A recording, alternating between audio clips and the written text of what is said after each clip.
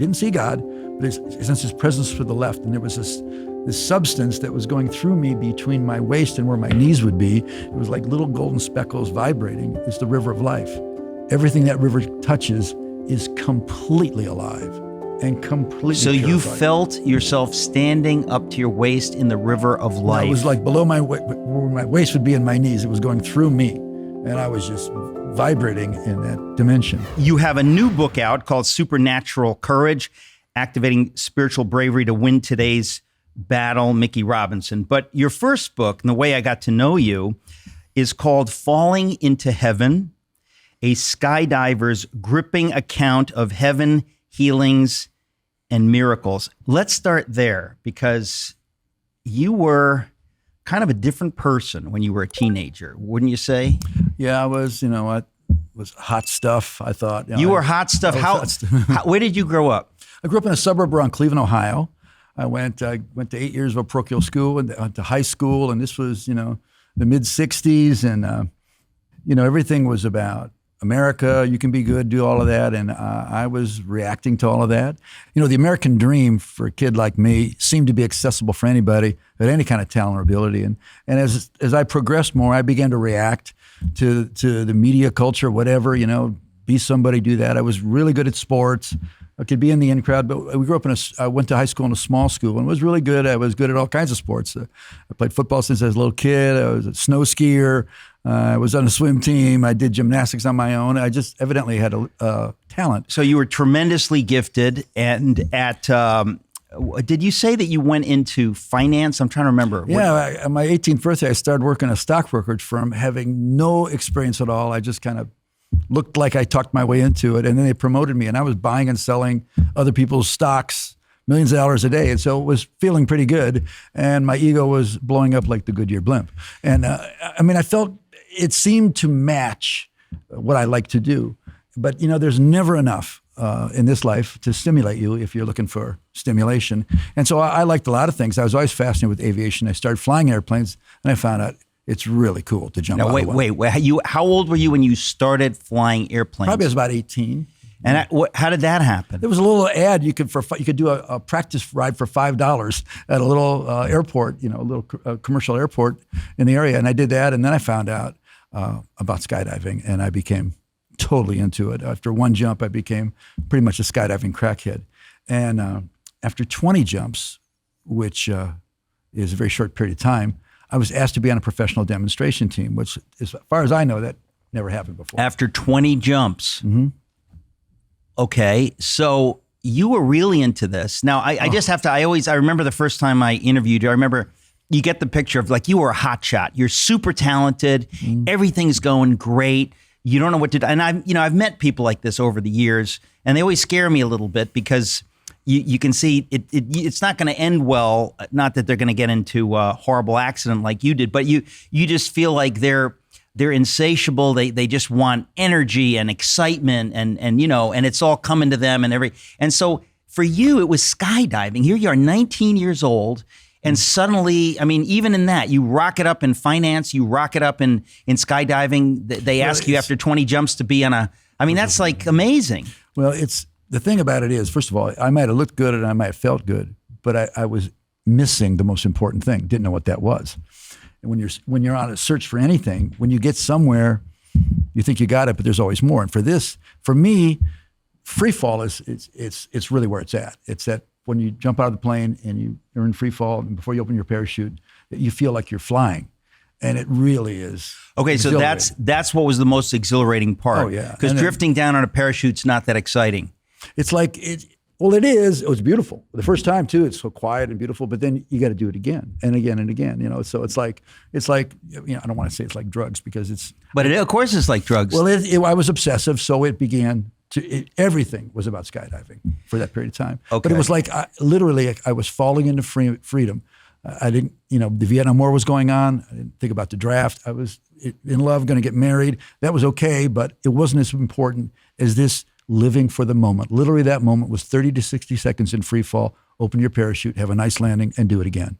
So you were going to get married. You were 19. I'm going to get married maybe in another year or so. My girlfriend was in college in Southern Ohio, and we did all the right stuff. It seemed like But suddenly, the life that I knew ended in a moment. We were going up on 5 skydivers in the plane, 3 professionals and 2 students to put out, and the pilot, Piper Cherokee 6. And Were you at this point considered professional? yeah, So how many jumps in were you at this point? not that many, 100 some, Okay, that's a lot of jumps, but okay. Well, yeah. but the thing was, for me to get out of an airplane was as much as for me getting out of that cab today. It didn't take any kind of, I was never afraid to jump. And it wasn't because I was adrenaline junkie. I wasn't afraid, so there wasn't adrenaline. It was the pleasure, living for the pleasure of being in free fall. People can have that. I said, living for the moment. That could be 30-year career. That could be a certain relationship. That could be a goal, like achieving something monetarily. This was momentarily rushes of pleasure, hiding what was really missing. So what happened when you had this horrifying accident? Well, we took off, I don't know how, maybe 100 feet in the air going, on takeoff fast. And then all of a sudden we lost the engine. The pilot hit me. We took 5 or 6 seats out. He says, oh my God, we're going down. Wait. You're only 100 feet up. Right after takeoff. So you just took the plane off. You said there's 5 of you in the plane. Mm-hmm. And at 100 feet up, you lose the engine. And there's nothing you can do because you lose all the lift too. So you basically fall like a car would from that height going like in other words, you're not, in other words, if you're at 1,000 feet, you're actually, the plane is flying like a plane. At 100 feet, you're like a rock. Yeah, aerodynamic stall and you just drop straight down. And I'm sure the view out the windshield, like we're all dead. And we hit a tree, the wing on this side of the plane where I was sitting, hit a tree and cartwheeled a couple of times. And of course, it tore the fuselage open and when we wedged into the ground, of course, my face stopped my body going 100 miles an hour against the instrument panel. Your face stopped your body. No seatbelt, yeah. Going 100 miles an hour. Mm-hmm. So pretty bad head injury, obviously. And then shock and confusion as the skydivers were leaving. My partner was getting out of the plane, out of the baggage door that we opened. I mean, it is a little miraculous that anybody survived. Yeah. Did you all survive? The pilot was burned alive. So I was stuck. Something had hold of me. I was trying to escape through this hole that was in the side of the plane. I was pulling with my hand and something had a hold of me and I was soaked with fuel and on fire from head to toe. You were soaked with fuel and on fire from head to toe. Yeah, there's the fuel's held in rubber bladders on either side of the wing, and we emptied the left wing so we'd be a little lighter. So this one was full of fuel. It just got in there and somehow it exploded. When my partner got out, he heard screaming and he ran and grabbed me and I was just soaked with fuel and burning alive. Then what happened? It rolled me on the ground to get the fire out and I said, Mick, get out of the way. I took a couple of steps. I fell over backwards and I hit the ground. It was real fuzzy. I don't remember the actual fire. Do you remember pain? Not then, no. No, it was, I don't know why. I just don't. Maybe it's amnesia, for a reason. And I remember my head hit the ground and I put my head in the back of my head and I looked and the back of my head was stuck to the palm of my left hand. And then I remember being in the ambulance and for the first time in my life, a young hotshot who didn't know God, I called out to a God I didn't know and to a Lord that I never served. Please help me. I'm sorry. Please help me. It's all I know. I didn't know how to pray. But you said, I'm sorry. That's interesting that you would feel that need to say that. Again, it was short and desperate. Again, I was in church since I was an infant, but I didn't know anybody who was really a Christian. I never really heard the gospel that I know of. I don't know. People say, well, what if? And I said, I probably wouldn't have listened. But I cried out to God and they took me. I think the doctors thought I probably wouldn't make it through the night. I might die of shock from the massive burns, head trauma, lacerations. And I remember they took me in for surgery. I don't remember anything. And the next day, all these people came in to see me in intensive care, basically to say goodbye. But I didn't die that day. They knew you were dying, but somehow you didn't die. We're going to go to a break. Folks, talking to Mickey Robinson. The book is Falling into Heaven. We'll be right back. You should have died. You didn't die. Well, I developed multiple complications. They did all they could. I had massive infection. I went from 170-some pounds solid muscle down to 92 pounds. Whoa. This sounds like it took a little while here. It was a couple of weeks. No, You're in a hospital. With the kind of burns you have, just the evaporation process, you alone will burn 6,000 or 7,000 calories for every liter of water. And so I was like 40,000 calories a day.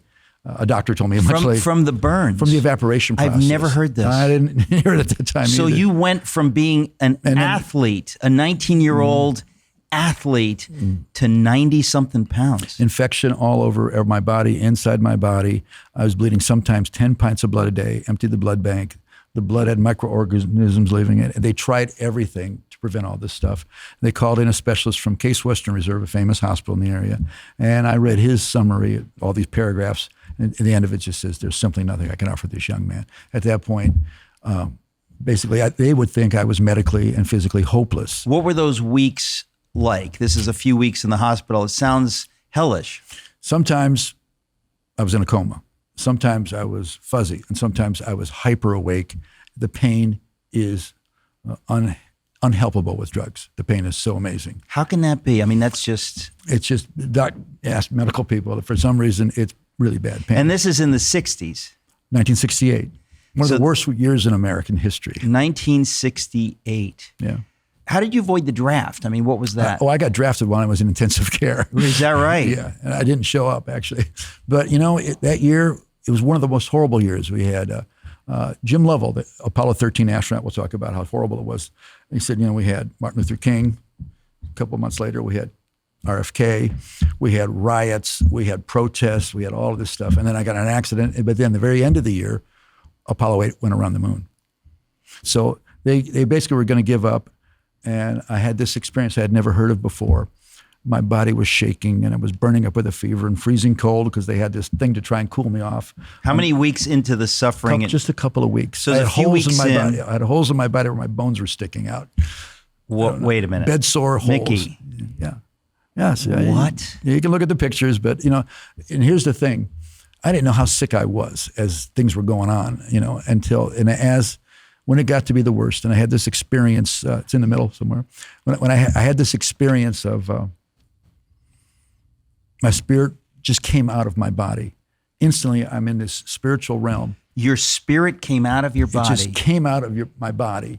I never heard of this before. Now, physically, what was going on at this point? Were you dying? Mm-hmm. You were dying? Yes. Mm-hmm. So would you say that you died? Yes. You died. Yeah. You're 19 years old, 2 weeks into horrible burns, infections, and you die. Mm-hmm. And what did you experience? My spirit came out of my body, and instantly I was thrust into a spiritual dimension. And there's no questioning. You just know that there's not the element of logic and reasoning because you're in a different dimension.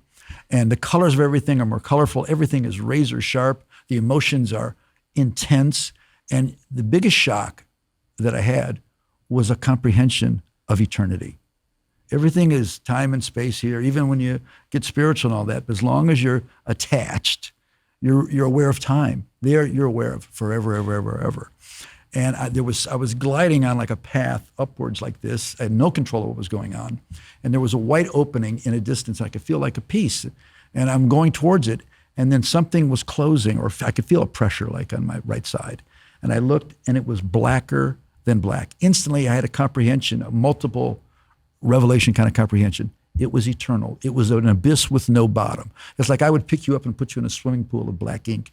You'd be super conscious, and you know that forever. You would never feel anything good. You would never know anything. You'd never see anybody. Be totally remiss from any life experience. You'd be cut off from the source of all life. This is a place that's called the outer darkness. And it was eclipsing this white, I call it a portal. I mean, it was whiter than snow, bright, but you could look right at it. And I began to cry out the same clumsy little prayer. Please help, I'm sorry. Give me another chance. I want to be alive. I'd said it, in the ambulance. I said it on the operating table. I said it when pain medicine didn't work. Now I'm on the very precipice, the edge of eternity. And I cried that out when I said, I want to be alive. I was thrust through that portal. I was standing in the presence of Almighty God in what is called the third heaven. Instantly, I knew I was never going to die forever. Instantly. Now, there's three remarkable things. All of it is remarkable. There's three remarkable things I want to know. One of them I already said. Eternity is real. It's more real than time and space. The second thing, and this is really hard for people maybe to get, hard for me to get, because I'm not there. My consciousness was as if I had never done anything wrong, had never experienced anything bad. How could a person, a novitiate, not even, the only comparison is the good thief on the cross, being that close. How could that happen? But the blood of Jesus apparently washes white as snow. And God not only forgives our sin, he forgets it. And in this heavenly realm, there'll be no remorse. See, that's it's impossible. Let's be honest. It's impossible for us to comprehend. And so we're looking through a glass darkly, even as I hear you tell this story, trying to comprehend something that's not comprehensible. It's like a person who sees in black and white and he tried to describe the color orange. You can't. And yet you get it, though. You have some, I understand intellectually, but I'm saying the idea that you felt this, that you apprehended this without even really having the theology, you just knew in your being. It's experience. And the third thing that is the most dramatic is the undiluted, perfect love of God. Perfect love. It's otherworldly. And now, okay, the things I saw there, I didn't see any, beings. I didn't see any fat babies with diapers playing guitars, St. Peter checking IDs. But everything that was made was like translucent glass, but it had colors in it, and you could see through it. Now, what do you mean when you say you go through this portal and you're in God's presence and I didn't see God, but it's His presence to the left, and there was this substance that was going through me between my waist and where my knees would be. It was like little golden speckles vibrating. It's the river of life. Everything that river touches is completely alive and completely So purified. You felt yourself standing up to your waist in the river of life. No, it was like below where my waist would be in my knees. It was going through me. And I was just vibrating in that dimension. But the perfect love of God is unbelievable. So these things I was seeing, and all this stuff is alive, and all of it worships God.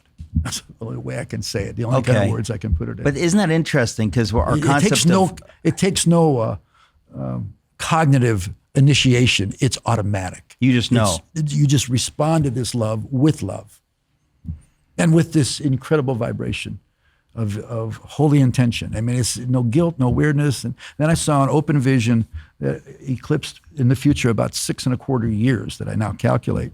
I saw the whole thing.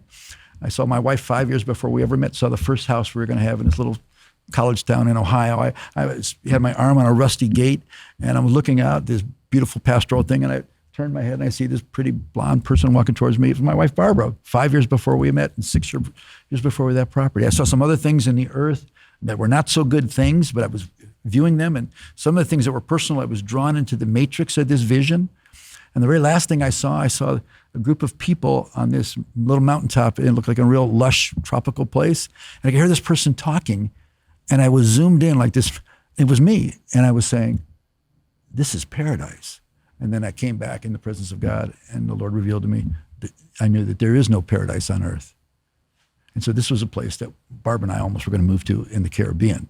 And when that happened 6 years later, I said, no. You knew because of the vision God, that this was not... Re-impacted it. Yeah, when the time came for that to actually occur, right. It came to me. So you saw the future in this moment. Of course, when you're in eternity, people need to understand eternity is not a long time. Eternity is outside of time, which is another thing. So you're able to see the past, the future, and then somehow God tells you you're going back. Yeah. The knowledge just comes in. It's a higher form of communication. Yeah. And there is no logic. There's no excuse making. You don't try and you just know that you know. And so the same way I left, I went through from the third heaven. I don't remember seeing much in the second heaven, but as I came through the earth's atmosphere, I could feel my spiritual body go through the roof of the hospital, and my spirit sink into my flesh. It'd be like, I describe it as you can imagine if you were wind and you were blowing through like a bushy tree. You could feel that much. And then the room materialized, kind of, I'm laying on my back, and I could see out of this eye. I was just blind in this eye, and it was like materializing like they do on Star Trek when they beam back up. I could hear out of these ears, and out of my mouth, I'm worshiping God in this language I never heard. I never heard of this stuff. I'm laying there, and all of a sudden I have the ability to perceive exactly what's going on. There was 5 or 6 nurses looking at me. I could discern exactly, these people were terrified. They were scared to death of what they were watching. And I felt bad that they felt bad, because now I'm a different person. And there's nothing that has changed in me physically. I'm still as deadly hopeless. There's no hope. I've lost everything, but I was full of a love that's unbelievable. And the love that I saw, it wasn't the memory of it, isn't the tingling of it. It's the presence of God, God himself, and that river that I was standing in was now inside me. Now, none of this is up here. It's all in here. And I loved everything. And these people, they're still waiting for me to die. That day, the next day, the day after that, still critical. I had all these complications. They weren't trying to save my life. They were really waiting for the mercy of death to take me. But there started to be a trickle of healing now. Some of the things that were wrong with me, I was like blind in this eye, but below my knees, both legs were paralyzed. I'd lost all that weight. I had infection. After I survived, after a couple of months in intensive care, it looked like I was going to maybe live. I was never going to walk again. I was still close to death. This is just powerful stuff. Final questions while we're here. You've been to heaven. You can't say that about everyone. You've been to heaven. You've seen hell in a way. I think it was the outer darkness. Which but I mean, it sounds horrifying even hearing you describe it 50 something years later. Do you ever in the natural fear death? How do you feel about death? Leaving this world? I don't. Well, I'm not, 29 anymore, but I live, and I'm currently focused on it. It's not that I'm evading it. I'm thinking about living. Obviously, my wife faced, I told you this in the break, she was blindsided with stage 4 cancer a year and 3/4 ago. And we had to contend for it. She is completely healed. And this was in the face, in your face. I had to focus in a different way. It wasn't about me, but things hit me like, this could be our last Christmas together. This could be our last birthday. It's like, and you can't let those things nest in you. You got to stay focused. So as far as fearing death, I want to finish well. I'm not, I've done a lot, and I hope, I want to hear, well done, good and faithful servant. I'm pretty sure, I am sure I'm going to hear that. But there's blank spaces of wasted. When a person loses their passion and thinks it's okay, things begin to wear down. They're just not engaging. Of course, it's not about rewards, but there is something. People are going to get white robes because of the righteous acts of the saints. When it talks about rewards, it's not from dead works. That's religious beliefs that you think you're going to earn something. It's doing this stuff that Jesus sent us to do. Wow. Well, we're out of time, but just the idea that you've been to the other side and you understand God sent you back for his purposes, and he's going to take you when he takes you. He's going to take me. We're all going to be here. We're only here temporarily. So we need to think about why we're here and enjoy the job God has given us. There's nothing better. Mickey Robinson, a joy, my friend, to be with you. The book is Supernatural Courage. Thank you.